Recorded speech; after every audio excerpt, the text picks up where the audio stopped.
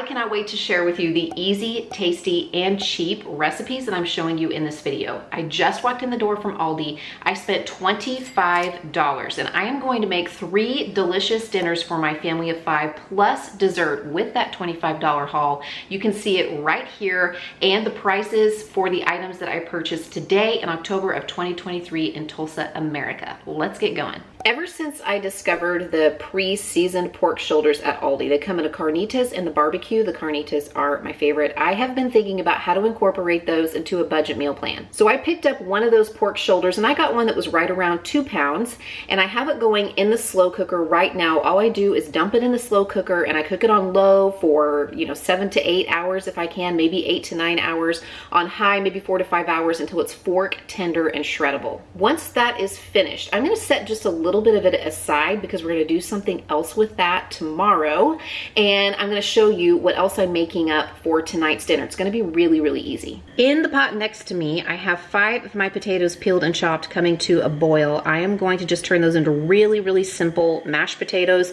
little milk, salt and pepper, maybe a little bit of butter, and we'll be ready to go with that. In this pot, we're going to jazz up these canned green beans. I have 2 cans here. I'm pouring them in. I'm not even draining them. I want all that liquid in there. And now I'm going to add just a little bit of my smoked sausage. I sliced off, maybe a 1/4, maybe even less than that, of the smoked sausage, and I chopped it into little bitty pieces, and I'm gonna add that, as well as a tablespoon of butter, totally optional. I'm gonna go easy on the salt because the smoked sausage is salty, and that's what's gonna help flavor the beans. A little bit of pepper.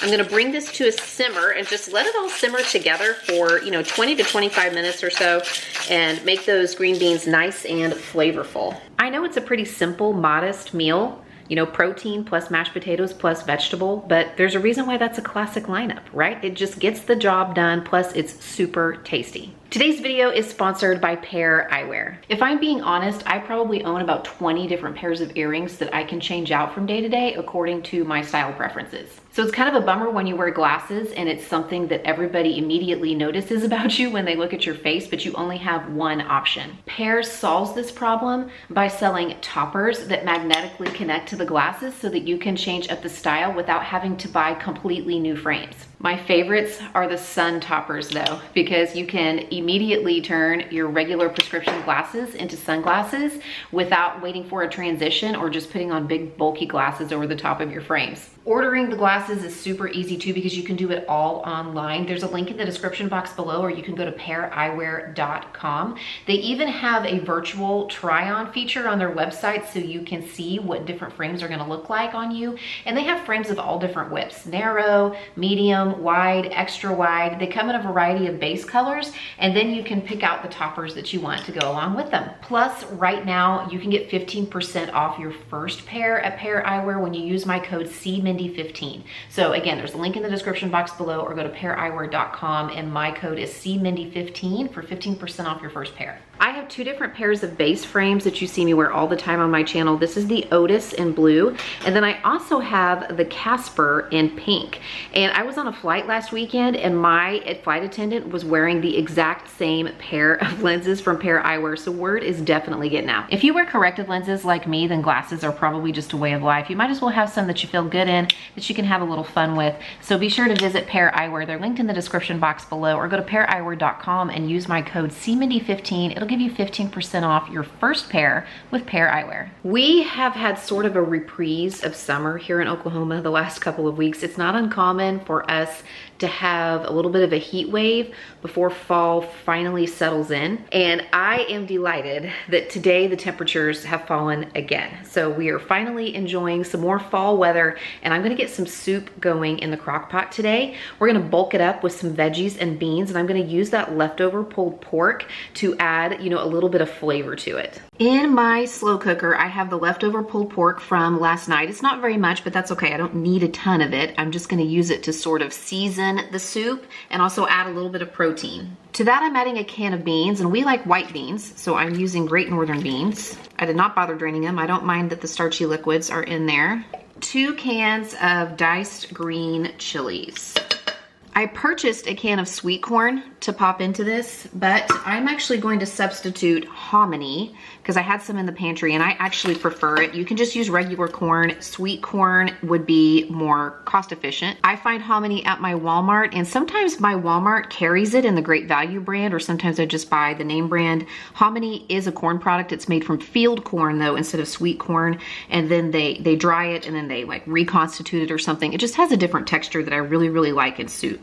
I'm also adding in one of my potatoes, peeled and diced. And I'm gonna drop in a couple of chicken bouillon cubes because I have them, but you could just use salt and pepper.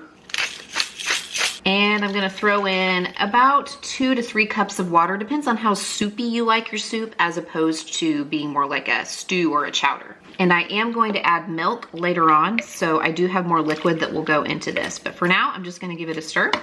I'm gonna pop the lid on. Low for, 4, 5, maybe 6 hours, or high for 2, 3 hours.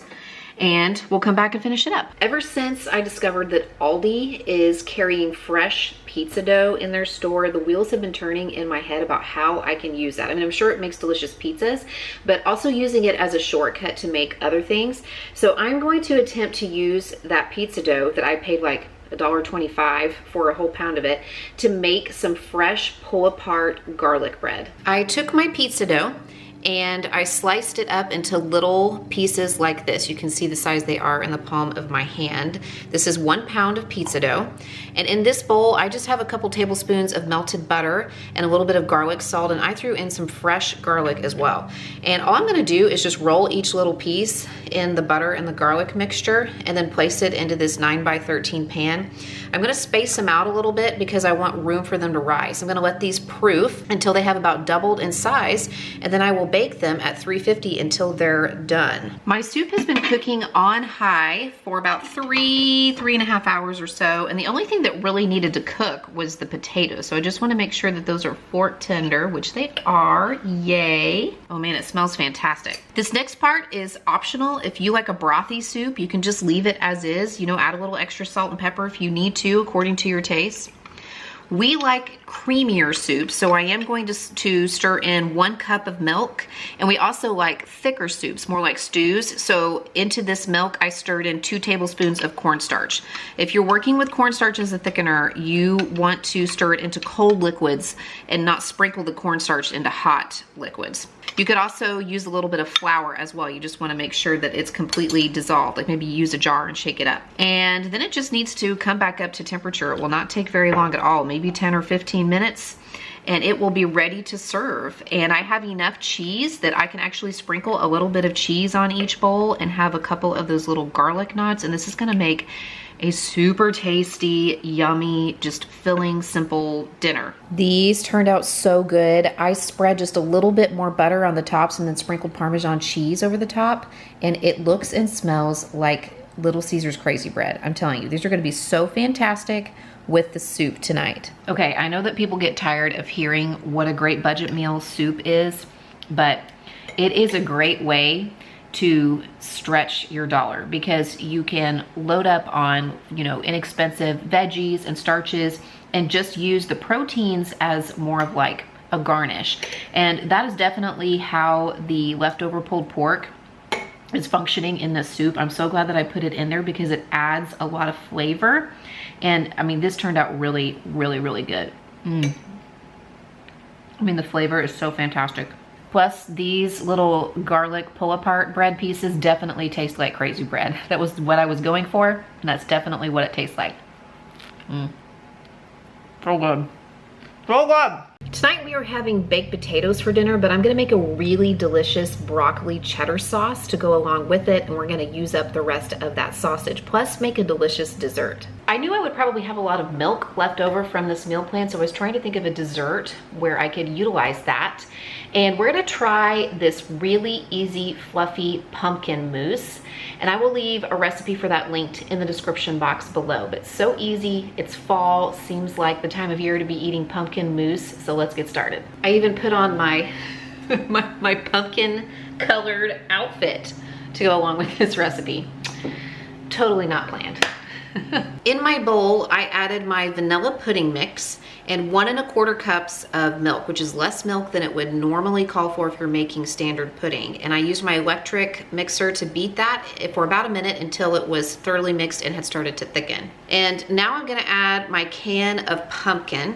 And by the way, I think if you wanted to use sugar-free pudding instead, I think this would work just fine. This is regular pureed pumpkin. This is not pumpkin pie filling. There is a difference. Pumpkin pie filling is sweetened already, and we're sweetening it with the pudding and with the Cool Whip we're gonna add.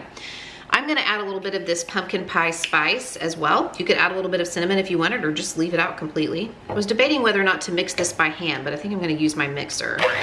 And now that that is mixed up, I am going to fold in by hand 8 ounces of whipped topping. And again, I think, you know, I think they have light whipped topping or something like that. I think it would work just fine. But you do want to fold it into the pumpkin and the pudding mixture, because if you try to use your hand mixer, sometimes it will overmix it and make it too thin or liquefy it. As soon as this is combined, I'm gonna pop the lid on and put it into the refrigerator to set up for a few hours until we're ready to have it for dessert tonight. I have some potatoes baking in the oven. They're gonna be done, or they already are done, and are just staying warm in the oven. And we're gonna make up some broccoli cheddar sauce. It's gonna come together super fast. I have 2 tablespoons of butter here that are melted in my pot, and I'm gonna add 2 tablespoons of flour. I'm gonna stir that around and let it cook together for just a minute or so before gradually pouring in 1 cup of milk to make our bechamel sauce. I'm gonna whisk this over low heat just until it starts to thicken. And then I am going to stir in 1 cup, which is half of an 8-ounce block, 4 ounces of cheddar cheese. My cheese is all melted into the white sauce, so I'm gonna add my broccoli, and I did steam this in the microwave according to the package directions. And I'll probably kind of try to break this up a little bit. I may get my masher out and just kind of try to break up the broccoli into smaller pieces. If I want to thin this out, I can just add a little bit more milk. You could add, you know, any extra cheese if you have that. But to plate this, I'm just going to pour the sauce over the top of the baked potatoes. And I have some smoked sausage, the rest of my smoked sausage link heating up next to me on the stove. You could chop the smoked sausages up and put it right here in the sauce and just have it be like a 1 potato meal, you know, like a big broccoli cheddar sausage spud. I'm choosing to serve it separately. But this is going to come together very easily, very quickly, and it's gonna be super tasty. I mean, who doesn't like a cheesy broccoli potato, right? Again, thank you to Pair Eyewear for sponsoring today's video. They're linked in the description box below, and also in the description box is a whole playlist of budget cooking videos if that's something that you're looking for, or pick out one of these to watch next.